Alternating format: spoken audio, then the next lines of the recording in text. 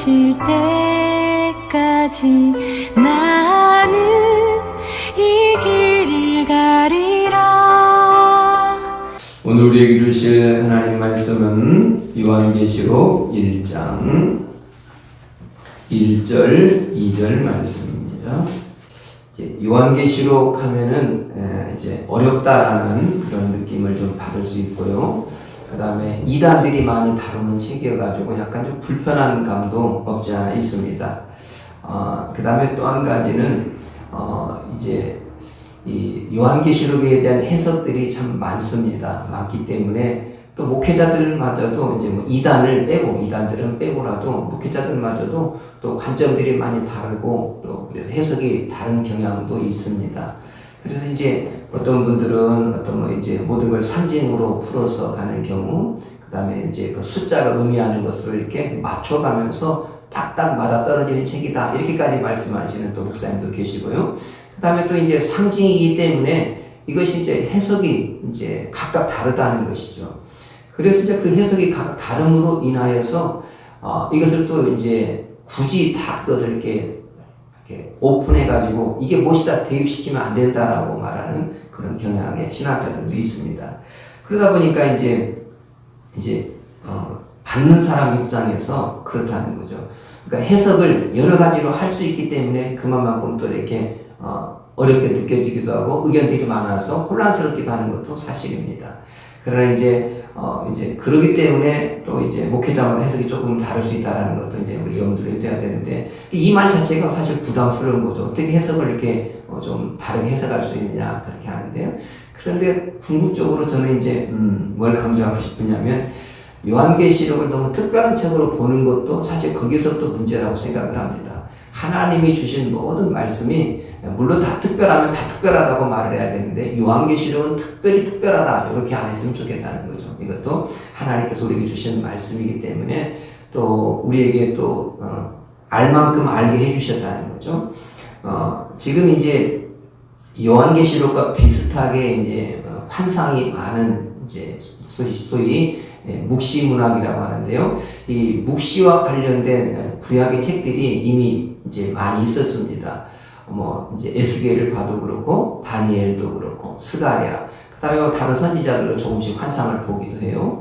근데 여러분 에스겔서를 보면서 여러분들이 막 굉장히 특별한 책이다 그렇게 안 보셨잖아요. 다니엘을 보면서 다니엘서를 특별한 책이라고 보지는 않았잖아요.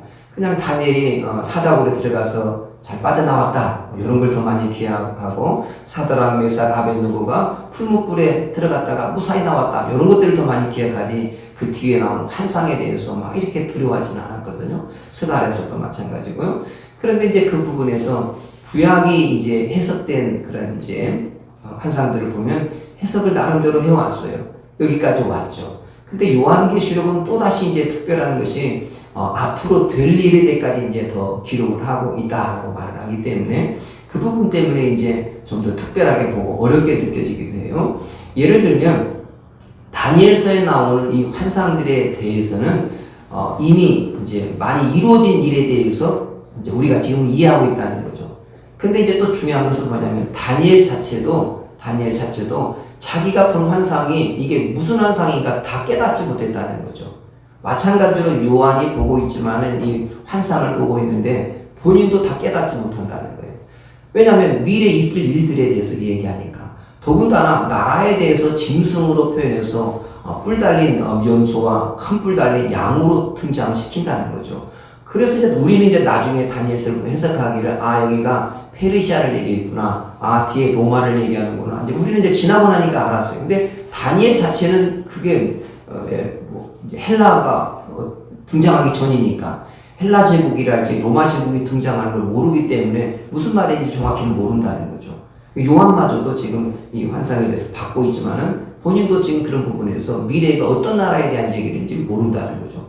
그런 의미에서 우리들도 앞으로 될 어떤 나라와의 충돌, 관계 이런 것은 지금도 우리가 정확히 모른다라고 이렇게 보는 게 훨씬 건강한 해석일 것 같아요. 자, 그런 이제 관점을 가지시고 요한계시록을 너무 특별한 책으로 보지 말고 이 요한계시록 어렵다고 느껴지는 요한계시록도 하나님의 주의 백성들에게 위로하시고자, 고난 중에 있는 성도들을 위로하시고자 주신 말씀이다. 이렇게 생각하시면 돼요. 다니엘서를 보면서 여러분들이 뒤에 환상 때문에 은혜 받는 것이 아니라 다니엘이 그 환상을 보면서 그 느부갓네살에게 해석을 쫙 해주면서 정말 너 대단하다. 너의 하나님을 찬양한다. 이런 것에 은혜 받고 우리는 기억을 하고 있잖아요. 근데 사실 그게 훨씬 중요합니다. 그리고 뒤에 되어질 일들에 대해서 시간이 지나면 열리게 되니까. 더군다나 이제 여기 이제 그 전체적인 거 한번 이제 계략적인 거를 볼 터인데요. 그걸 보면서 이 계략적인 걸 보면서 이제 그 큰 틀 안에서 이 심판이 누구를 위한 심판인가를 기억을 하면 참 쉽습니다. 심판은 이제 시험 결과가 이제 발표될 때를 보면 학생들이 열심히 공부했다가 시험 결과가 발표돼요. 시험 보고 난 다음에. 근데 시험 결과가 나오는 날 공부 잘하는 학생들, 열심히 했던 학생들은 칭찬받는 날이고 상급을 받는 날이에요. 그렇지만 공부 안 하고 막 또 팡팡 놀아제끼는 아이들은요. 그날 이제 선생님한테 혼나는 날이고 부모님에게 혼나는 날이죠. 그렇게 생각하면 돼요. 그래서 이 많은 이제 막 그 심판에 대한 내용이 나오는데 성도들에게는요, 충성스럽고 신실하게 믿음을 지켰던 성도들에게는요, 다 그게 칭찬입니다. 다 칭찬이고 또 하나님께서 막 격려하고 위로하고 눈물 닦아주고 다 이런 얘기들이거든요. 그래서 요한계시록 보면서 와 신난다. 이렇게 보는 성도들이 건강한 성도죠. 와 그래 정말 신난다. 오 주님이 이렇게 심판하시네. 나의 억울함을 풀어주시네. 이렇게 즐거운 책이 요한계시록이라는 거죠. 그래서 이제 위로해 주시고 힘을 주시는 그런 책을 우리가 보는 게 오히려 건강한 해석이 될 수 있다라는 것이죠. 자 그런 마음 가지시고 이제 한 걸음만 이제 한번 가봅시다. 먼저 이제 첫 구절을 보면 예수 그리스도의 계시라 이렇게 시작을 하고 있어요. 그래서 이제 보통 이제 성경의 제목들이 쓰여질 때 보면은 첫 단어를 중심으로 성경의 이제 책이 제목이 정해졌어요. 그래서 이제 그 단어를 보면서 이것이 책 제목이다 뭐 이렇게. 그래서 이제 요한 1, 2, 3, 4 공부할 때도 그래서 요한의 첫 번째 편지, 두 번째 편지, 세 번째 편지 그래서 요한 1서다, 2서다, 3서다 이렇게 말을 했어요. 그런데 이제 요한계시록도 이제 마찬가지입니다. 이제 예수 그리스도의 계시다. 헬라어 자체에 예수 그리스도 계시다 이렇게 이제 기록이 되어 있다는 거죠. 그러면 이게 지금 사실 요한계시록이라는 말을 썼는데 이것은 이제 의역이 된 겁니다. 요한이 하나님께로부터 계시 받은 것을 요한이 기록했다 해서 요한계시록을 하지만은 사실은 예수 그리스도의 계시록이다 이렇게 표현하는 것이 원래 이제 헬라 그 스타일상 봐서 거기에 맞는 것이죠. 자, 그래서 이제 예수 그리스도께서 요한에게 주신 계시록이다. 이렇게 이제 첫 구절을 우리가 시작하면 좋겠어요. 요한계시록 하면 뭔가 이 요한이 뭔가 주도하는 것처럼 보이는데 예수 그리스도께서 장차 될 일에 대해서 요한에게 계시하는 책이다. 이렇게 보면 좋겠어요. 자, 그래서 이제 처음에 서론 1장에 보면 서론에 대한 이야기가 나오는데 예수님이 어떠한 분인가에 대해서 보여주고 그 다음에 이 편지를 이제 누구에게 기록했는가 뭐 그런 부분들을 이제 말씀해 주고 있어요. 그 다음에 이제 2장, 3장에 보면 이제 우리가 잘 아는 7교회에 대한 얘기를 이제 나와요. 사실 이제 1장에서 3장까지 여러분이 설교를 제일 많이 들으셨어요. 목사님들도 거기까지만 해석을 주로 많이 해요. 1장에서 3장까지 하고 7교회에 대한 얘기. 여러분이 들은 설교 중에 뭐 요한계시록 뒤에 막 17장에 대한 설교 이런 거 잘 안 들어보잖아요. 되게 보면 1장에서 3장까지 나오는 그 내용들 그래요. 근데 왜 그럴까요? 목사님들이 어려워서 뒤에는 뺀 것도 있긴 하겠지만은 그것보다도 사실은 그 내용이 앞에 7교회에 대한 메시지들 그것들이 훨씬 더 중요하고 분명하니까 그것들을 더 많이 해요. 여러분 잘 분명하지 않는 것을 막 나라를 개입시켜가지고 뭐 2만만이니 2억 인구 중국을 말한다 막 이렇게 갖다 붙이는 것보다 정확하지 않는 것을 그렇게 막 붙이는 것은 오히려 해석하지 않는 것만 못합니다. 지금 이단들이 막 갖다 붙이느라고 온갖 그 성도들을 빼내서 미혹을 시켜가는 그런 것은 이제 바른 해석이 아니고 주님이 원하시는 바도 아니죠. 그러므로 그렇게 보는 것은 옳지 않다는 거죠. 자, 그래서 이제 2장, 3장이 이제 7교회에 보내는 그 편지에 대한 내용들을 보이며 각 교회에 당부하는 내용들에 대해서 이렇게 말씀을 주고 있다는 거죠. 자, 그 다음에 이제 4장에서 7장까지 보면 4장에 이제 하늘에 이제 모양들을 이제 보여주고 하늘에 어떤 일이 있는가, 하늘의 성전의 이야기들을 좀 하면서 이야기하는데, 궁극적으로 이제 일곱 인에 대한 얘기래요. 일곱 인, 일곱 나팔, 일곱 대접. 이렇게 해가지고 시간을 어디까지 보내냐면 16장까지 보내요. 중간중간에 이제 11장, 12장이 이제 삽입이라는 것이 있어서 사단의 세력들이 하늘에서 쫓겨난 그런 내용들을 중간중간 삽입이 있어요. 그런 삽입들이 있는 것이고, 자, 그래서 이제 크게는 이제 그렇게 보면 된다는 거죠. 여러분 16장까지, 22장까지 있는데 16장까지 이제 내용을 보니까 3장까지는 많이 들어서 잘 알고 있고, 그 다음에 4장부터는 하늘의 얘기하고 있고, 그 다음에 이제 5장부터 일곱이 떼는 얘기를 쭉 하신다는 거죠. 7장까지. 8장에서 10장까지는 일곱 나팔에 대한 얘기를 하고, 그 다음에 삽입이 좀 있고, 15장, 16장에서 이제 마지막 일곱 대접의 재앙에 대한 이야기가 나와요. 그래서 천사들이 대접 하나 쏟을 때마다, 나팔을 불 때마다 막 재앙이 되고, 핏빛으로 변하고, 3분의 1이 다 타버리고, 막 이런 얘기들이 막 나와요. 그거 막 나오는데, 자, 그게 심판이 누구를 위한 거라고요? 성도를 위한 것이 아니라 하나님을 대적하고 거역한 자들에 대한 심판. 성도들 중에도 하나님을 믿는 것처럼 보이지만 결국은 하나님을 대적하는 사람들이 계속해서 나왔잖아요. 그런 자들을 위한 심판이다. 하나님을 대적하고 쫓겨난 자들과 그를 따르고 추종하는 자들이라는 거죠. 그러므로 이제 오늘날 우리 성도들이 진짜 중요시해야 할 것은 하나님을, 주님을 끝까지 따르는 게 중요하다는 거예요. 오늘날 이제 저나 여러분 모두에게 있어서 바짝 긴장이 되고 조금 조심스러운 게, 주님이 내가 너를 도무지 모른다, 주여 주여 하는 자마다 다 천국에 들어갈 것이 아니래요. 마태복음 7장 21절이 사실 제일 무서워요. 성도에게 제일 무서운 구절이 그 구절이라고 생각해요. 주여 주여 하는 자마다 다 천국에 들어가는 게 아니에요. 이제 우리는 이제 뭐라고 생각해요? 설마 그게 나겠어? 요 생각을 한다는 거죠. 그게 나냐고. 에이, 나는 아닐 거야. 이렇게. 근데 이제 빌립보서 2장 12절에 나온 것처럼 두렵고 떨림으로도 이 구원을 이루라 하는 그 말씀을 적용해 보면, 모든 성도들에게 두렵고 떨림으로 구원을 이루어 가서 완성이 될 때까지를, 그게 이제 구원의 최종 단계인 거죠. 티켓 주문이 넣어놓고 나는 천국 티켓 다 따놨어, 이렇게 사는 것은 굉장히 위험하다는 거죠. 그래서 그런 과정을 통해서 우리가 이제 천국 백성으로서 주님의 뜻을 끝까지 순종해 가는 것, 그것이 참 중요하다는 것을 우리가 기억을 해야 돼요. 자, 그럼 이제 17장에서 이제 20장까지 이제 거기 내용들을 보면은 흑암의 권세자들의 최종적인 마지막 운명에 대해서 이제 기록을 합니다. 그래서 이제 심판이 이루어지는 그런 모든 과정들을 얘기하고요. 마지막 21장, 22장에 보면 이제 영광스러운 이제 성도들이 받게 될 기업, 이제 새 예루살렘에 대한 환상을 보여주면서 성도들에게 최고 좋은 날이 진행이 될 것이다, 그 말씀을 해줍니다. 자, 들어봤으니까 뭐 별로 어렵지 않죠? 네, 별로 어렵지 않은 책으로 이렇게 저는 기억을 해드리고 싶어요. 계시록은 어렵지 않은 책이다. 막 굉장히 특별한 책이다. 막 아주 무서운 책이다. 이런 것은 잘못된 해석이에요. 이 계시록은 성도들을 위로하고 고난 중에 있는 성도들을 격려하기 위해 주신 주님의 사랑스러운 편지다. 누구의 편지요? 주님의 편지다. 요한계시록에서 요한의 편지라고 이렇게 보기보다는 주님이 주신 편지다. 주님이 우리에게 주신 좋은 편지라는 걸 기억하면서 우리가 이제 그것을 보셨으면 좋겠다는 거예요. 자, 그 다음에 이제 저자에 대한 이야기가, 이제 신학자들 이야기는 요한 저자를 부인하는 설도 상당히 또 지속돼요. 이것 때문에 요한이 쓴 책이 아닐 것이다, 막 그렇게 말을 해요. 이런 것들은 이제 목회자들 신학교에서나 여기서 들으면 될 것 같아요. 여러분들 굳이 거기에 대해서 설에서 여러 가지를 할 거가 없어서, 어쨌든 보편적으로는 요한이 기록했다, 이렇게 받아들이고 있으니까 우리는 그렇게 받으면 좋을 것 같아요. 자, 그런 설이 궁금하신 분들은 개인적으로 찾아오시면 설을 보여드릴게요. 자, 그래서 여러 가지 설이 있지만 요한이 저자였다, 이렇게 보고 있고요.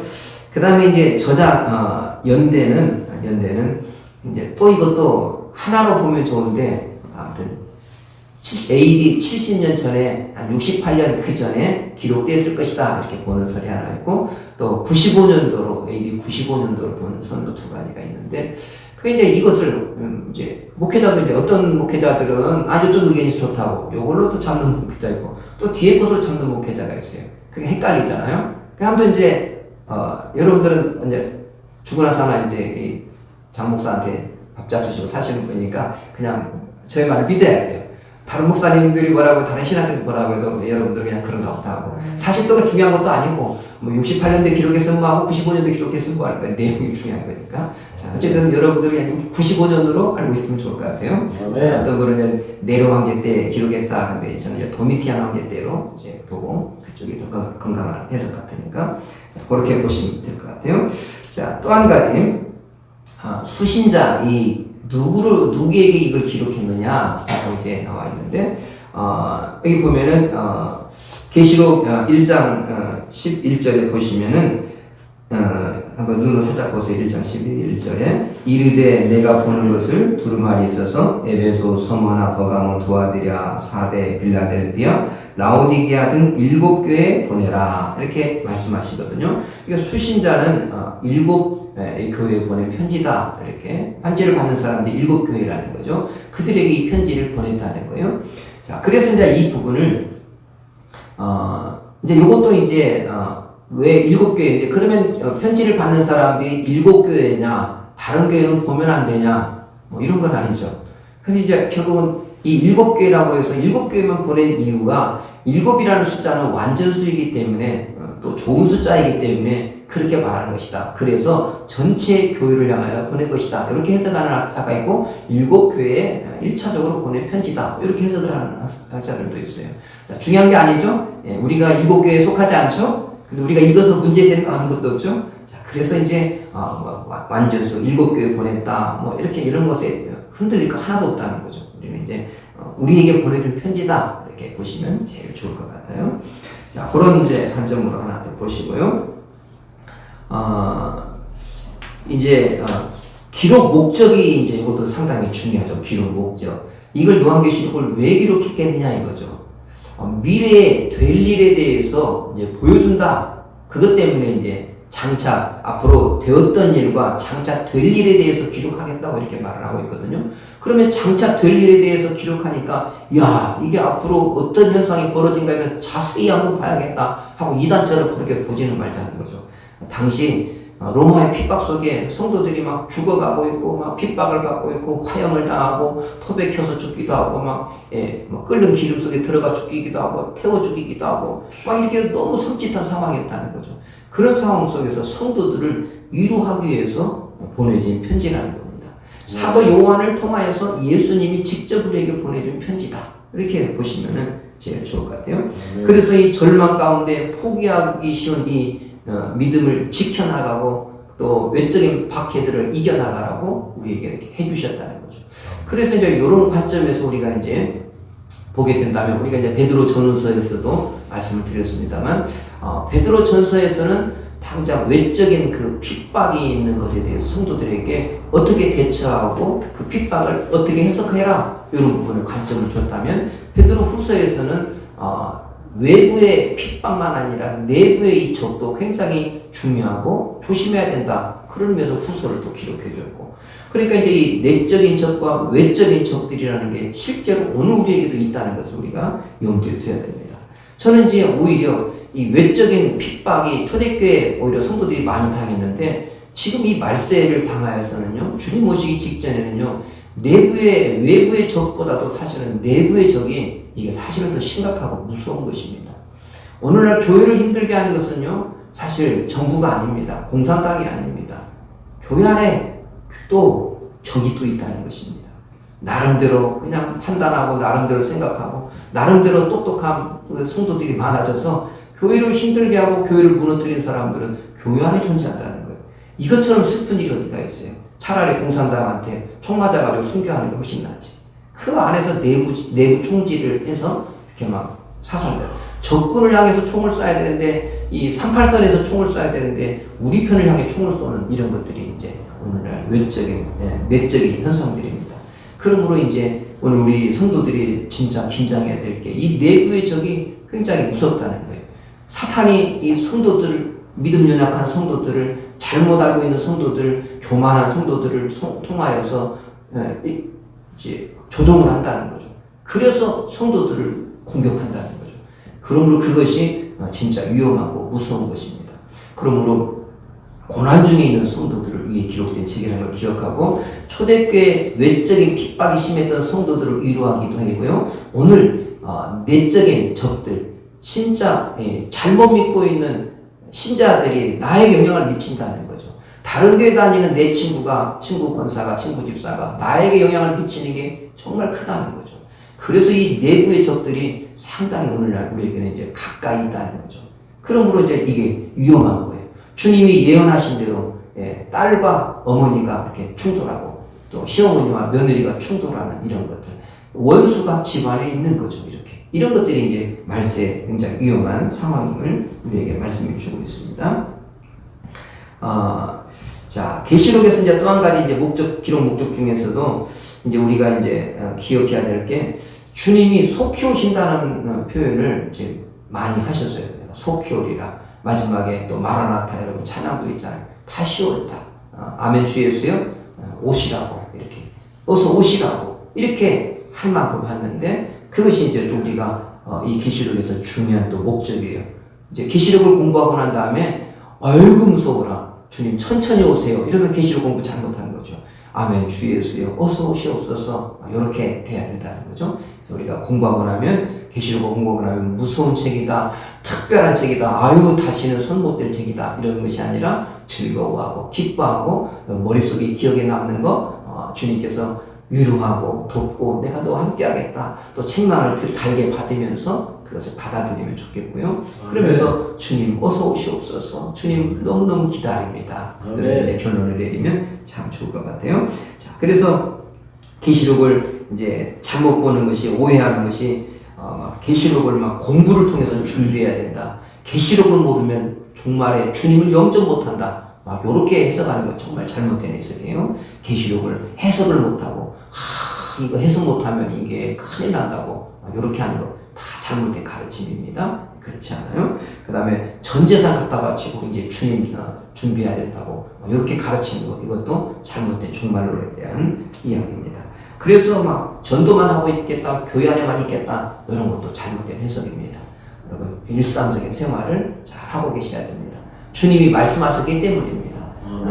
평범하게 일상 가운데 두 남자가 밭에서 일을 하고 있고 또 맷돌 가는 두 여자가 한 사람 데려감을 당하지 않은 맷돌질하고 있는 일, 밭에 가서 일하고 있는 이것은 일상을 말합니다. 여러분 막 하늘에 막 빛이 잃고 막 깜깜해지고 막 주님 당장 오실 것 같은 그런 상황 속에서 주님이 오신다고 하는 것은 사람들에게 막 그때만 잘 믿으면 될 것 같은 그런 환상이 이제 느껴지잖아요. 그렇게 주님이 오시지 않고 도둑같이 오신다라는 말씀이 아무도 모르게 오신다는 겁니다.